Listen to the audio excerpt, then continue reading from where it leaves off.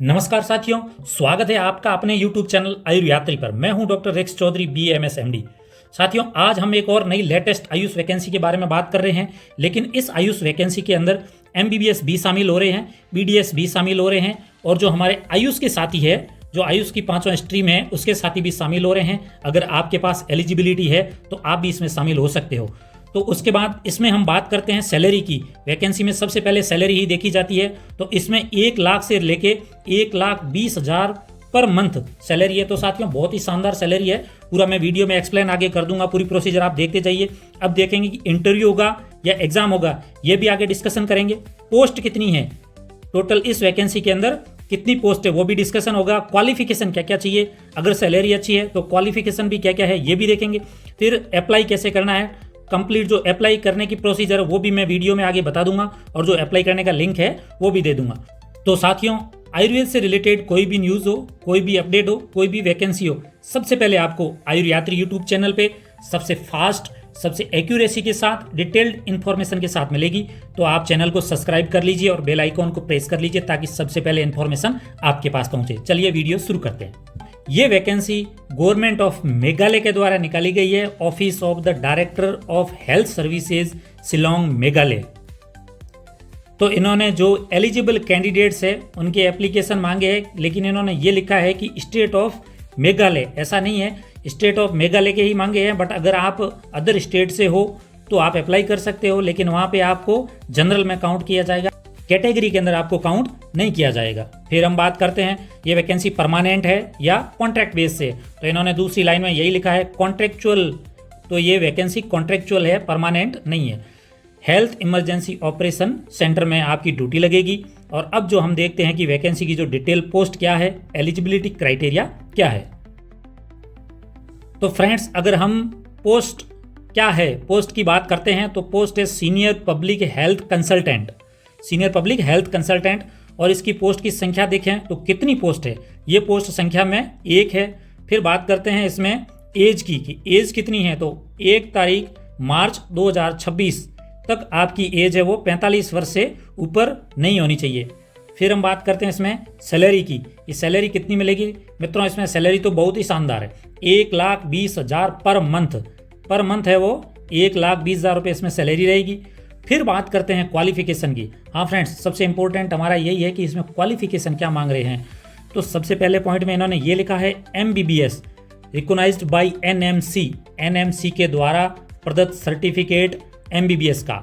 उसके बाद मित्रों आता है आयुष, हाँ आयुष सर्टिफिकेट, लेकिन ये किसके द्वारा, मिनिस्ट्री के द्वारा। इनका कहने का मतलब है कि NCISM, जो NCISM के द्वारा मान्यता प्राप्त कॉलेज है, वहाँ से आपकी आयुष की डिग्री होनी चाहिए।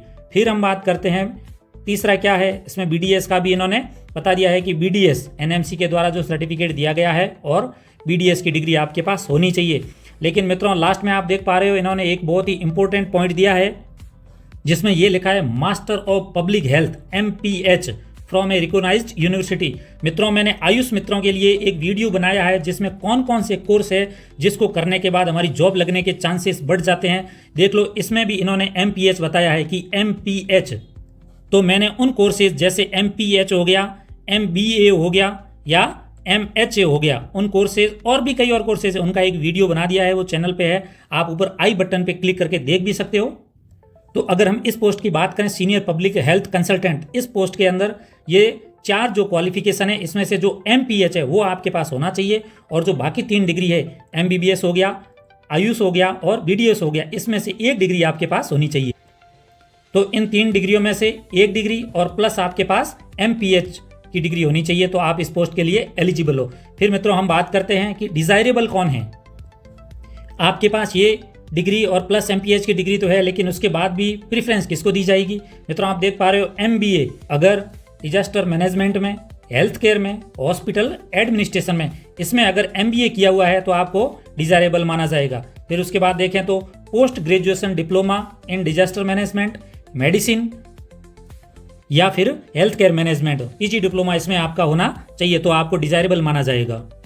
मित्रों, MBA, PG डिप्लोमा, उसके बाद हम देखते हैं इसमें MD community medicine, community health administration, hospital administration, preventive and social medicine, internal medicine, anaesthesia, emergency medicine from a recognised university. ये डिग्रीज अगर आपके पास है तो आपको डिजायरेबल माना जाएगा, आपको प्रेफरेंस दी जाएगी। ये तो बात हो गई एक पोस्ट के बारे में। अब दूसरी कौन सी पोस्ट है ये देखते हैं हम साथियों। अब अगर हम दूसरी पोस्ट के बारे में बात करें तो वो पोस्ट है पब्लिक हेल्थ कंसल्टेंट।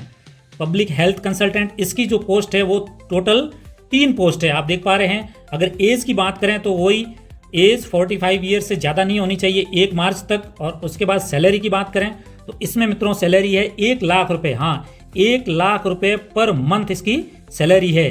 फिर हम देखेंगे इसमें डिग्री क्या चाहिए। ठीक है, डिग्री में देखेंगे तो सबसे पहले इन्होंने यही लिखा है MBBS या BDS, कहाँ से, NMC या DCI से, प्रमाणित मेडिकल कॉलेज से MBBS या BDS की डिग्री। फिर बात करते हैं हम आयुष की, हमारे आयुष सिस्टम है उसकी डिग्री NCISM के द्वारा जो भी मान्यता प्राप्त कॉलेज है वहां से आपकी जो आयुष की डिग्री होनी चाहिए। फिर इस पोस्ट के लिए इन्होंने नर्सिंग वालों को भी, जो नर्सिंग की डिग्री लेके रखते हैं उनको भी मान्य माना है कि नर्सिंग की डिग्री भी हो तो चलेगी। लेकिन साथ में इन्होंने एक ये भी ऐड कर दिया है मास्टर ऑफ पब्लिक हेल्थ। मित्रों ऊपर जो भी मैंने एक पोस्ट बताई थी उसमें भी MPH मांगा था और इसमें भी ये MPH क्या है, कंपलसरी मांग रहे हैं। तो आपके पास में MBBS या BDS हो या आयुष की डिग्री हो या नर्सिंग की डिग्री हो, ये 3 डिग्रियों में से एक और एक MPH, ये है तो आप इस पोस्ट के लिए क्वालिफिकेशन रखते हो। फिर हम बात करते हैं डिजायरेबल की कि कौन कौन से जो डिग्रियां हैं वो इस पोस्ट के लिए डिजायरेबल है। तो देखते हैं वही सेम MBA है, PG डिप्लोमा है और MD मेडिसिन है, जो ऊपर मैंने बताया था वही सेम आपके पास अगर डिग्री है तो आप इस पोस्ट के लिए ज़्यादा डिजायरेबल करते हो। अब हम बात करेंगे कि अप्लाई कैसे करना है और सिलेक्शन का प्रोसीजर है वो क्या रहेगा। अगर सिलेक्शन प्रोसीजर की हम बात करें तो इन्होंने लिखा है only short listed candidates who fulfil the eligibility criteria will be called for the written test interview. देखो आपने सारे जो डॉक्यूमेंट्स इन्होंने मांगे हैं वो सही है, सबमिट कर दी है और आपके पास एलिजिबिलिटी क्राइटेरिया है तो वो आपको सूचित कर देंगे। फिर बात करते हैं कि ये सिलेक्शन करेंगे कैसे, लेंगे कैसे। तो इन्होंने लिखा है a written test shall be conducted if the number of applicants exceed 10 candidates पर पोस्ट। अगर मित्रों एक पोस्ट के लिए 10 कैंडिडेट से ज़्यादा आ गए तो ये उस पोस्ट के ऊपर एग्जाम करवाएंगे, इंटरव्यू नहीं करवाएंगे। तो एक पोस्ट के ऊपर मान लो 10 आ गए और जो 3 पोस्ट है उसके ऊपर 30 से भी ज़्यादा आ गए तो ये उसके लिए एग्जाम करवाएंगे। बात करते हैं कि हमें पता कैसे चलेगा कि कब टेस्ट है कब इंटरव्यू है। तो इन्होंने ये भी लिख दिया है the date of written test interview will be notified the office via contact number provide in the online application form. जो आप फॉर्म सबमिट करोगे उसमें आपका मोबाइल नंबर दोगे, उस पर वो आपको सूचित कर देंगे, कॉल कर देंगे कि इस डेट को आपका इंटरव्यू या एग्जाम है। तो हम बात करते हैं मोड ऑफ एप्लीकेशन क्या है, फॉर्म को हमें भरना कैसा है, अप्लाई कैसे करना है। तो candidates are requested to fill the online Google form by scanning the QR code. अब मित्रों इन्होंने क्या किया है कि QR कोड दिया है, गूगल फॉर्म का लिंक का QR कोड दिया है। तो इस QR कोड का लिंक है वो मैंने डिस्क्रिप्शन बॉक्स में नीचे दे दिया है।